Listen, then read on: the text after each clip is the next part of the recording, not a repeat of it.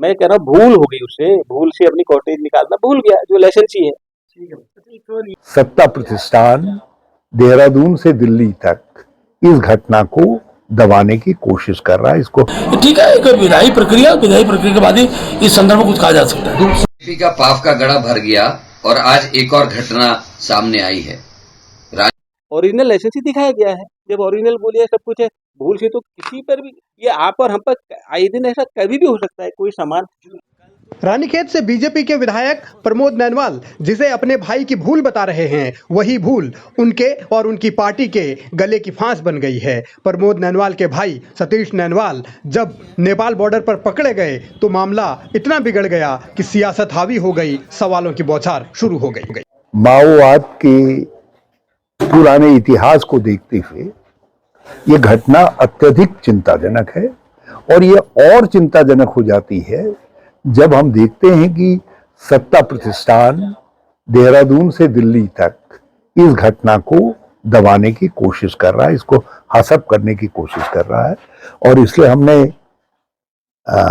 आज आपके माध्यम से हम राज्य के लोगों के सम्मुख जा रहे हैं, और आवश्यकता पड़ी और तथ्य इकट्ठा करके हम महामहिम राज्यपाल के पास भी जाएंगे। विधायक के भाई के पास 40 जिंदा कारतूस, pistol cleaning rod, 3 iPhone, 2 smartphone, 4 SIM card जिसमें भारत और नेपाल की कंपनियों के हैं, ये सब बरामद किए गए। और अब सवाल इस बात को लेकर है कि आखिर विधायक के भाई का ऐसा कौन सा ठेकेदारी का काम है जिसमें उन्हें इतनी चीज की जरूरत पड़ती है। और विधायक अब सफाई भी दे रहे हैं, पल्ला भी झाड़ने की कोशिश कर रहे हैं, बचाव भी करने की कोशिश कर रहे हैं। कुल मिलाकर प्रमोद नैनवाल फिलहाल धर्म संकट में नजर आ रहे हैं। मैं सबसे पहले आपको स्पष्ट बता दूं कि मेरा भाई, क्योंकि हम अलग रहते हैं, हम उसका परिवार अलग रहता है, मैं अलग रहता हूँ, मैं भद्रस्थान में रहता हूँ, वो हल्द्वानी में अपने बच्चों के साथ रहता है, उसका कारोबार भी अलग है, वो ठेकेदारी का काम करता है, उसकी लाइसेंसी, उसके पास पिस्टल है। कल जो मुझे बताया कि कल जब वो क्योंकि वो लेबरों के काम से बनबसा आते जाते रहता है, तो लेबरों को लेने के लिए जब वो जा रहा था तो जल्दीबाजी में जो बैग था, उस बैग की बाहर की जेब में उसकी लाइसेंसी जो पिस्टल थी, उसकी गोलियां निकालना वो जल्दीबाजी में भूल गया। और जब वहाँ एसएसपी ने चेक किया होगा तो वो निकल गया। उसके बाद एसएसपी ने पुलिस वालों को बुलाया, तो फिर उसके बाद जब एसएसपी और पुलिस के आने के बाद उनने कागज़ मांगे, तो उसने ओरिजिनल जो रसीद की है, पिस्टल की गोली की जो रसीद है वो, और पिस्टल का ओरिजिनल लाइसेंस दिखाया पुलिस वालों को।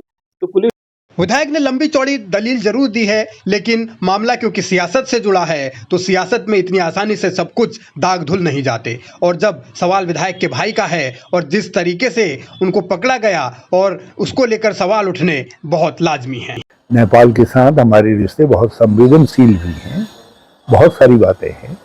तो ये एक साधारण कारतूस नहीं है, ये विस्फोटक कारतूस है जो हमारे संबंधों को भी दुष्प्रभावित कर सकता है, और जो हमारी सुरक्षा को भी, उत्तराखंड की सुरक्षा को भी प्रभावित कर सकता है।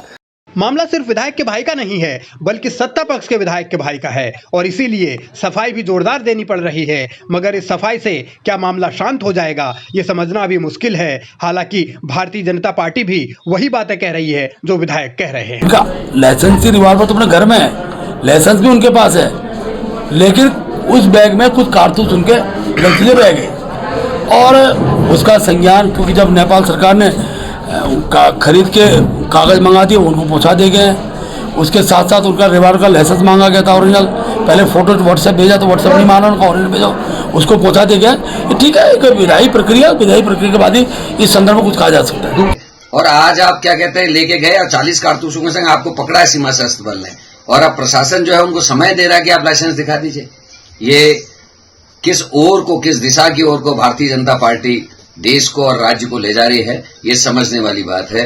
आइए हम सब इसका विरोध करें और ऐसे कुकृत्य करने वाले लोगों को हम सबक सिखाएं।